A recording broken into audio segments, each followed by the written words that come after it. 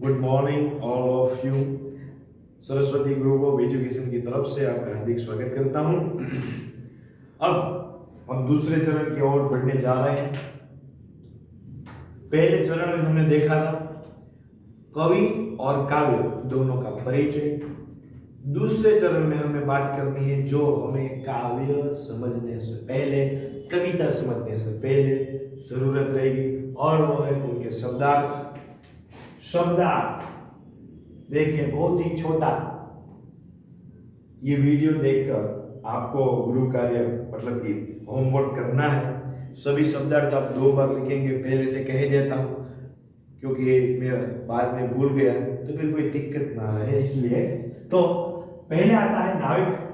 नाविक नाव चलाने वाला मल्ला। अभी ये जो है ये आपको शब्दार्थ के रूप में तो पूछ ही सकते हैं। नंबर 2, दूसरे स्वरूप में कैसे पूछ सकते हैं? दूसरे स्वरूप में पूछ सकते हैं शब्द समूह के लिए एक शब्द दीजिए। तो ये हो गया शब्द समूह। ये क्या हो गया? शब्द समूह। कि नाव चलाने वाला मल्ला यानी कौन? तो आप लिख सकते हैं मांझी या फिर नाविक। ठीक है, नंबर 1। नंबर 2 नाविक हो गया। नंबर 2 नीच। नीच माने अपना या फिर अपनी, एक्सेट्रा एक्सेट्रा आप कह सकते हैं, जिससे ऐसा भाव छलके कि हमारा हो।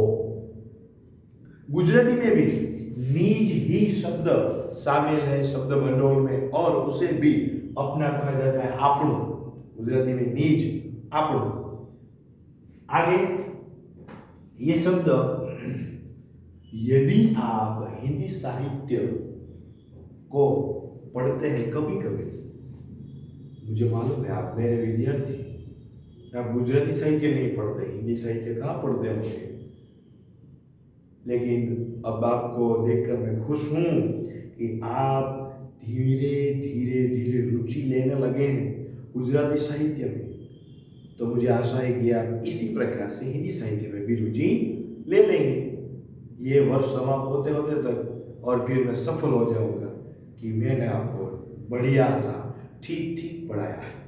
ओके, तो नंबर 3 पर है पतवार। मैंने साहित्य का वर्णन जिक्र इसीलिए किया कि पतवार शब्द है कई ऐसी रचनाओं में या फिर ऐसे साहित्यिक लेखों में पतवार शब्द आता है जिसका अर्थ होता है नाव चलाने वाली लकड़ी।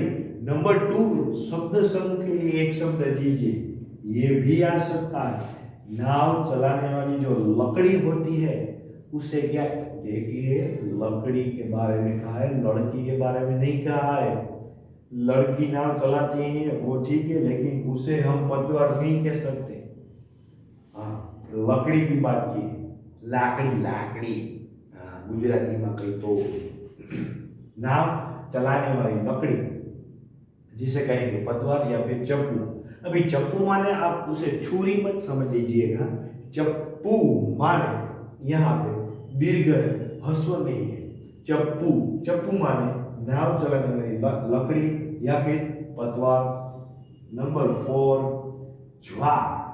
समुद्र में पानी का बढ़ना, तूफान आना, पानी एकाएक बढ़ जाता है, सपाटी आगे की ओर चली आती है, पानी आगे की ओर चला आता है, जिसे हम ज्वार कहते हैं। जो बाढ़ की परिस्थिति के पहले जो दृश्य होता है कि पानी धीरे धीरे धीरे धीरे आगे बढ़ रहा है, उसे हम ज्वार कहेंगे। तो ये शब्द समूह के लिए तीसरा प्रश्न हो गया। समुद्र में पानी का बढ़ना माने क्या कहेंगे आप? ज्वार ही लिखेंगे, तूफान नहीं लिखेंगे, याद रखिएगा। क्या लिखेंगे? ज्वार। उसका प्रॉपर वर्ड क्या आएगा? ज्वार। आपको लगेगा कि सर ने एक वीडियो लेक्चर शब्दार्थ के पर बनाया, लेकिन दोस्तों कोई भी भाषा सीखने के लिए शब्द सबसे महत्वपूर्ण होते हैं। यदि आपके पास दिमाग में शब्द ही नहीं है तो बात कैसे करेंगे, वाक्य की रचना दिमाग में कैसे करेंगे कि आप बात कर सकें। कोई ऐसी संरचना ही दिमाग में पैदा नहीं होने वाली कि जिसके आधार पर आप बात कर सकें। तो दोस्तों, शब्द जो है वो कोई भी भाषा सीखने के लिए बढ़िया से बढ़िया साधन है, एक उत्तम साधन है और बेसिक। तो इसीलिए हम शब्द के ऊपर इतना भार देते हैं, इतना इम्पोर्टेंस देते हैं, इतना महत्व देते हैं। तो आगे आता है नंबर 5, सिंधु। इसके बाद में आपको, इसके साथ आपको एक दूसरी बात बताने वाला हूं जो आपको दोनों प्रकार से याद रखिए। नंबर 1, इस काव्य में सिंधु का जो हमें शब्दार्थ करना है वो दिया गया है समुद्र, ठीक है। लेकिन सिंधु नाम की एक नदी भी है जो आपको ठीक ठीक तरह से मालूम है क्योंकि आपने नाम सुना है। सिंधु नामक नदी भी है। आगे अंधड़ यानी आंधी, जो ये जो कुदरती आफतें हैं, कुदरती मुश्किलियां हैं, जो भी प्रकृति की तरफ से आफत आई, उन्होंने जान हानि की, माल हानि की, तो इसे हम आंधी, तूफान या फिर बाढ़ कह सकते हैं। और आपको मालूम है यदि नदी में पानी बढ़ गया, बाढ़ कहेंगे।